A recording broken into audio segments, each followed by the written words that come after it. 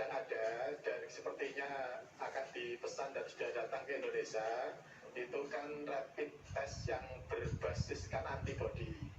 Ya, yang itu nanti akan diperiksa adalah darahnya. Ya. Pada sisi yang lain kemudian kita bisa identifikasi bahwa pengembangan dari rapid test itu tentu bukan virus atau bukan sekuen virus yang susunan virus yang asli dan atau yang ada di Indonesia, mungkin dihasilkan dari Cina, dari Korea dan apa. Oke, itu nggak masalah. Tapi tentu aja kami sebagai peneliti di sini juga ingin mengembangkan yang khas dan atau yang khusus untuk sekuen virus yang ya dari itu semuanya diperiksa nanti dengan swab dari para penderita dan atau yang mau diperiksa. Hasilnya tentu hanya dalam hitungan jam sudah bisa diketahui yang bersangkutan positif atau negatif. Ini relatif lebih singkat untuk mengidentifikasi dibandingkan dengan penggunaan PCR yang selama ini kita lakukan.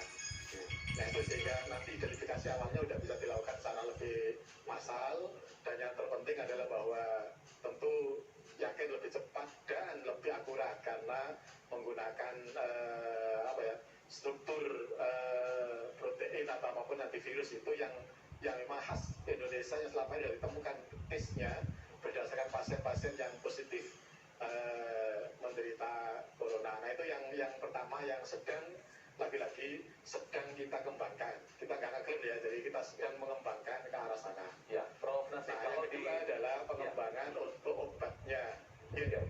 Oke, bisa jelaskan dulu untuk pengembangan obatnya dulu. Saya beri waktu Prof. lagi, silakan. Jadi yang kedua adalah pengembangan obatnya. Di pengembangan obatnya ini kita punya dua pendekatan. Yang pertama adalah dengan menggunakan molekular docking, gitu kan, berdasarkan bioinformatik. Yang ini juga nanti akan menemukan komponen-komponen atau molekul-molekul atau apapun namanya dalam bahasa awam barangkali zat lah gitu ya. Zat yang nanti secara tepat bisa digunakan untuk menahan perkembangan dan bahkan menghilangkan virus corona yang sudah ada di tubuh manusia. Ini metode yang menurut saya lebih singkat yang sedang dilakukan oleh Universitas Airlangga, sehingga identifikasi kami dalam 2-3 bulan ke depan kita akan sudah bisa menemukan komponen-komponen yang tepat untuk itu, sehingga nanti bisa segera kita uji cobakan baik pada binatang maupun pada manusia. Yang kedua untuk komponen obat ini adalah ini agak panjang, gitu kan, menurut saya agak panjang penemuan untuk vaksinnya, untuk menghasilkan vaksinnya. Untuk menghasilkan vaksin kita perlu proses dan atau langkah penelitian yang sangat panjang, sehingga mungkin diperlukan waktu 1,5 sampai dengan 2 tahun baru akan bisa diidentifikasi vaksinnya, karena prosesnya memang sangat panjang. Oleh karena itu, ketiga hal ini sedang diusahakan oleh Universitas Airlangga, dan insya Allah untuk dalam waktu 2-3 bulan ke depan untuk yang penemuan berdasarkan tadi molekular docking dan atau bioinformatik ini akan bisa segera dihasilkan. Demikian juga dengan rapid testnya kita juga akan bisa segera hasilkan. Kami sedang berusaha untuk ke arah sana bersama dengan tim-tim yang lain yang ada di UNER maupun di luar UNER, baik UI, UGM maupun IPB. Baik, jadi ini perkembangan yang bisa kami sampaikan. Ya, kembali ke rapid test tadi ya, Prof. Nasib. Untuk tingkat keakurasiannya dibandingkan yang sudah ada di Cina selama ini dibandingkan yang di konsep oleh teman-teman Airlangga sendiri, seperti apa tingkat keakurasiannya? Ya, jadi tentu kita masih belum sampai ke menguji keakuratannya, tapi dari sisi proses yang dilaporkan oleh kawan-kawan peneliti, kami bisa sampaikan bahwa karena pendekatan dan penggunaannya relatif sama, yang diukur sama, yakni menggunakan swab, gitu kan, dan juga alat ini juga sudah diuji dengan menggunakan kontrol positif, termasuk dengan penggunaan reagen tertentu yang kita akan pesankan atau beli atau buat. Tentu saya yakin ini akan relatif lebih akurat, gitu, karena tadi sequence dari virusnya itu berdasarkan virus corona yang ditemukan pada pasien yang ada di Indonesia.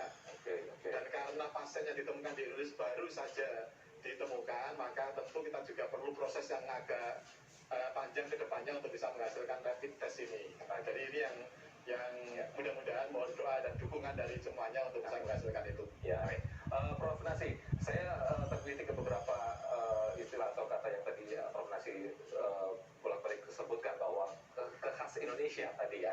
Apakah khas Indonesia ini nantinya obat ataupun vaksin ini tidak bisa digunakan luar Indonesia? Yang kedua, apakah dengan khas Indonesia tadi yang Anda sebutkan tadi, bahan obat maupun vaksin ini bahan-bahannya memang banyak atau hanya didapatkan di Indonesia? Apakah seperti itu, Prof. Nasi? Jadi yang paling membedakan kan ini, sepanjang kalau nanti struktur atau sekuen dari virusnya ini sama antara yang di Indonesia dan di luar Indonesia, tentu akan bisa digunakan. Nah, tetapi ada banyak kemungkinan bahwa ternyata sekuen dari virusnya ini tidak sama antara yang di Korea, yang di Malaysia, yang di Cina dengan yang ada di Indonesia, sehingga diperlukan komponen yang tepat untuk itu karena ketidaksamaan. Tapi kita juga belum mengidentifikasi secara sangat masif kesamaan maupun perbedaannya. Tapi nadarnya menurut saya akan jauh lebih presisi, akan jauh lebih tepat kalau untuk Indonesia itu dikembangkan berdasarkan sekuen virus yang ada di Indonesia, bukan di tempat yang lain. Secara akademik dan ilmiah menurut saya itu yang akan bisa menjelaskan. Baik, Profesor Nasir, terima kasih dari Universitas Airlangga Surabaya, Jawa Timur. Terima kasih atas waktunya, mudah-mudahan ini menjadi titik terang tersendiri khususnya bagi warga Indonesia. Assalamualaikum, selamat sore. Insya Allah. Terima kasih. Wassalamualaikum warahmatullahi wabarakatuh.